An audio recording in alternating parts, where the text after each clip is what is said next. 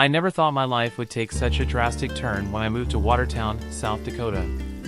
My name is Mike Thompson, and this story is about how an innocent move turned into a living nightmare, unraveling secrets better left buried. It all started on a chilly October morning when I packed up my life in New York and headed for a new beginning in this quiet, unsuspecting town. Little did I know, my decision would entangle me in a web of corruption and deceit that would haunt me forever. Leaving behind the bustling streets of New York, I arrived in Watertown with a mix of hope and trepidation. The small town was a stark contrast to the city life I was accustomed to. I moved into a modest house on the outskirts, the silence of the countryside both comforting and eerie. The isolation was palpable, and the anxiety of starting over weighed heavily on me. The first few weeks were a blur of unpacking and adjusting to the slower pace of life. The locals were friendly enough, but there was an underlying tension that I couldn't quite put my finger on. It wasn't long before I met Sarah, a neighbor around my age. She was a kind and warm presence in my otherwise lonely existence. We quickly became friends, sharing coffee in the mornings and walks around the town. Sarah introduced me to the town's social scene, which was centered around the local bar. It was there I met Bill, an older man who seemed to know everyone and everything about Watertown. Bill was rough around the edges but had a certain charm that made him likable. He took a particular interest in me, often sharing stories about the town's history and its people. One evening, after a few too many drinks, Bill leaned in and whispered, "Mike, there are things about this town you need to be careful about. Not everything is as it seems." His words sent a chill down my spine, but I shrugged it off as drunken rambling.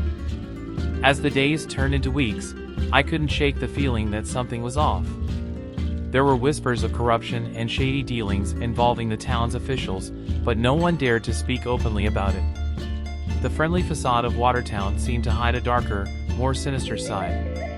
One night, Sarah and I were walking home from the bar when she suddenly stopped and grabbed my arm. "Mike, you need to be careful around here.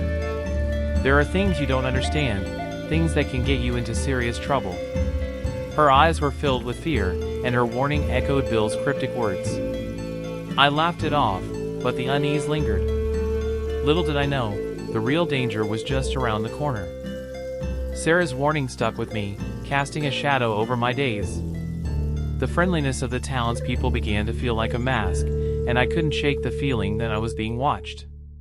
Bill's words replayed in my mind, mingling with Sarah's fear, creating a sense of impending doom. Despite the growing unease, I tried to carry on with my life. I found a job at a local hardware store, hoping the routine would help me feel more settled. My coworkers were welcoming, especially Dave, a cheerful guy with a contagious laugh. We quickly became friends, and his easygoing nature provided a much-needed distraction from my growing paranoia. However, the feeling of being watched never left. It was subtle at first, a glance from a stranger that lingered too long, a car that seemed to pass by my house more often than normal. One evening, I noticed a man sitting in a parked car across the street from my house. He was there for hours, just sitting and staring. When I mentioned it to Dave, he shrugged it off, saying it was probably nothing. But it didn't feel like nothing. One Saturday afternoon, Sarah invited me to a picnic at the local park. It was a beautiful day, and for a few hours, I managed to forget my worries. We sat by the lake, enjoying the sunshine and talking about everything except the warnings that had been plaguing my mind. As the sun began to set, Sarah's demeanor changed. She became quiet, glancing around nervously. "Mike," she said softly, "there's something you need to know." My heart pounded as I listened to her. "What is it?" She took a deep breath. "This town, it's not what it seems.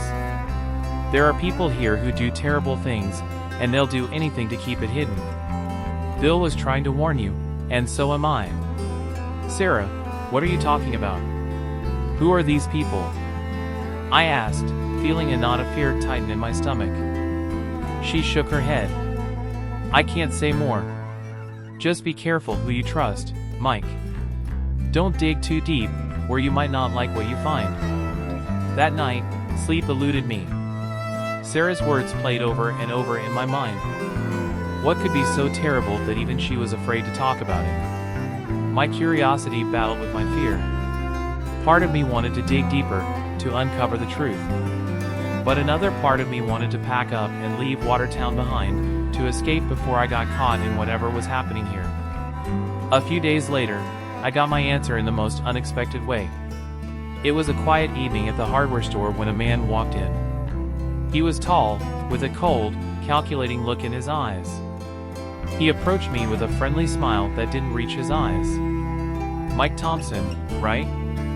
I'm Detective Harris." Yes. Can I help you with something?" I replied, my heart racing. "I'm just here to ask a few questions," he said, his tone casual but his eyes sharp. "You've been getting to know the town pretty well, I hear." I nodded, unsure of where this was going. "Listen," he said, lowering his voice. "You're new here, so let me give you some advice. Watertown is a close-knit community, and we take care of our own. It's best not to ask too many questions or poke around where you don't belong. Understand?" The warning was clear. I nodded, swallowing hard. As he left, I felt a chill run down my spine. This was no longer just a feeling. The danger was real, and I was right in the middle of it. The warning from Detective Harris was a wake-up call. I realized that my curiosity could get me into serious trouble, and the friendly faces around me could be hiding sinister intentions. I decided to lay low, keeping my head down and avoiding any unnecessary attention. But fate had other plans. A few weeks later, as I was closing up the hardware store, I found a note slipped under the door. It was hastily written and barely legible, but its message was clear: "Meet me at the old barn on Willow Road tonight at midnight. Come alone." My mind raced with questions. Who could have left this note? What did they want to tell me? Against my better judgment, I decided to go. If there was even a chance of finding out what was going on in Watertown, I had to take it. At midnight, I drove to the old barn, my heart pounding in my chest. The place was abandoned and eerily quiet, the moon casting long shadows across the ground. I stepped inside, the wooden floorboards creaking under my feet. "Mike," a voice called out, making me jump. It was Bill, the old man from the bar. "Bill, what the hell is going on?" I demanded, my fear turning to anger. He looked around nervously before speaking. "There's something you need to see." He handed me a flash drive. "This has evidence of the corruption in this town. The mayor, the police chief, they're all involved. They've been embezzling funds, covering up crimes. And anyone who gets too close to the truth disappears." I stared at the flash drive, my mind reeling. "Why are you telling me this?" "Because you need to get out of here, Mike. Take this to the authorities outside of Watertown. It's the only way to stop them." Suddenly, the sound of car engines filled the air. Bill's eyes widened with fear. "They're here. You need to run." Before I could react, the barn doors burst open, and several men stormed in, led by Detective Harris. Well, what do we have here?" he sneered. I turned to run, but one of the men grabbed me, slamming me to the ground. Bill tried to fight back, but he was quickly overpowered. Harris walked over, looking down at me with a cruel smile. "I warned you, Mike. You should have listened." The next few minutes were a blur of pain and fear. They beat Bill mercilessly, and when he tried to reach for the flash drive, Harris shot him. I watched in horror as Bill's lifeless body slumped to the ground. They turned their attention to me, but I managed to break free, grabbing the flash drive and running for my life. I ran through the woods, the sound of footsteps and shouting behind me. My lungs burned, and my heart pounded as I pushed myself to keep going. Finally, I reached my car and sped away, not daring to look back. I drove through the night, my mind racing with fear and adrenaline. I knew I couldn't go back to Watertown. I had to get this evidence to someone who could help. My life depended on it. I made it to a neighboring city by dawn and went straight to the local FBI office. I handed over the flash drive, explaining everything that had happened. The agents listened intently, and within hours, a team was dispatched to Watertown. The following days were a whirlwind of media coverage and investigations. The corruption in Watertown was exposed, and several high-ranking officials, including the mayor and police chief, were arrested. The town's dark secrets were laid bare for all to see. As for me, I was placed under witness protection. My life in Watertown was over, but I found solace in knowing that Bill's sacrifice wasn't in vain. The evidence he had given me brought justice to a town that desperately needed it. Months later, as I sat in my new apartment in an undisclosed location, I reflected on everything that had happened. The fear, the danger, and the loss had changed me forever.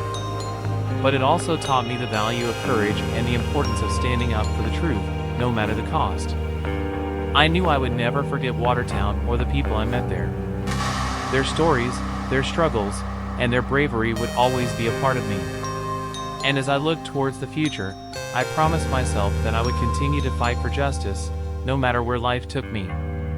If you enjoyed this story and want more thrilling, suspenseful tales, don't forget to like this video and subscribe to our channel. Hit the notification bell so you never miss an update. Stay tuned for more shocking tales that will keep you on the edge of your seat.